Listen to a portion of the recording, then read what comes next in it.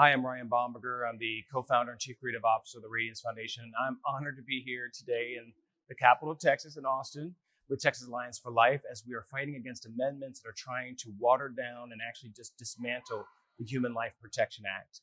And so I'm all about protecting life and protecting that bill.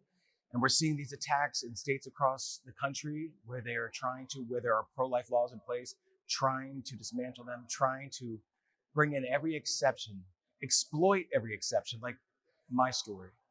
You see, there are a lot of people who say that I should have been aborted. I'm that exceptions case where I'm the 1% that's used 100% of the time to justify abortion. Even though my birth mom experienced the horrific violence of rape, she did not make me a victim of the violence of abortion. I was conceived in rape, but I was adopted in love. In fact, I was adopted into a really small American family of 15, your typical American family, right? I have 6 brothers, I have 6 sisters, 13 kids in our family. 10 of the 13 were adopted and loved like crazy by, the pro-lifers who don't care about people after they're born. That's total nonsense. The bumper sticker mantra.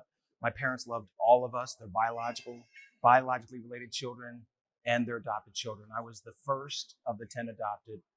And today I'm able to love and to be loved because of a courageous decision by my birth mom, that she rejected the violence of abortion. She certainly could have chosen it, but she rejected that violence. And that's why I'm able to speak to you today. In fact, I'm married to the love of my life, Bethany Bomberger, who's the co-founder of the Radiance Foundation. And we have 4 awesome kiddos, 2 of whom were adopted.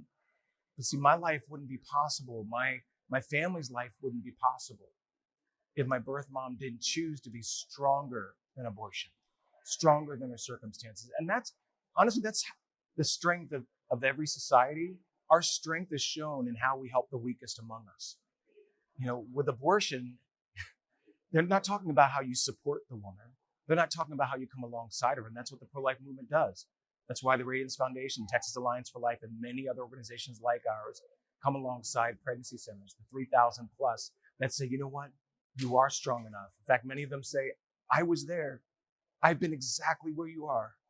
And so we love walking alongside of these pregnancy centers, the 450 plus maternity homes, because they speak hope and life.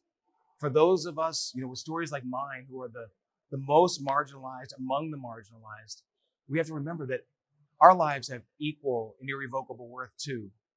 No one ever has controlled the circumstances of their conception, yet people pretend that they can be arbiters of human value. My value is equal to your value, is equal to the next person's value.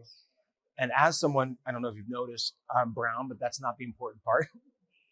But if you look at American history, there are those who determined that people of my complexion weren't people, that they didn't have the protections of the Constitution, which of course is nonsense. Anytime you dehumanize anyone, it justifies all the violence carried out against them.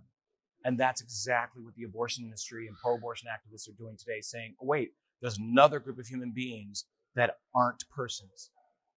All we have to remember is that every human is a person and every person is a human being. Because when we get that wrong, we do all kinds of wrong. So I am just honored to stand here with Texas Alliance for Life in fighting to protect the most vulnerable and fighting to stop the exploitation of women by a predatory abortion industry. You know what? Let's just embrace this, what has become this radical notion that every human life, planned, unplanned, able, disabled, every human life has purpose.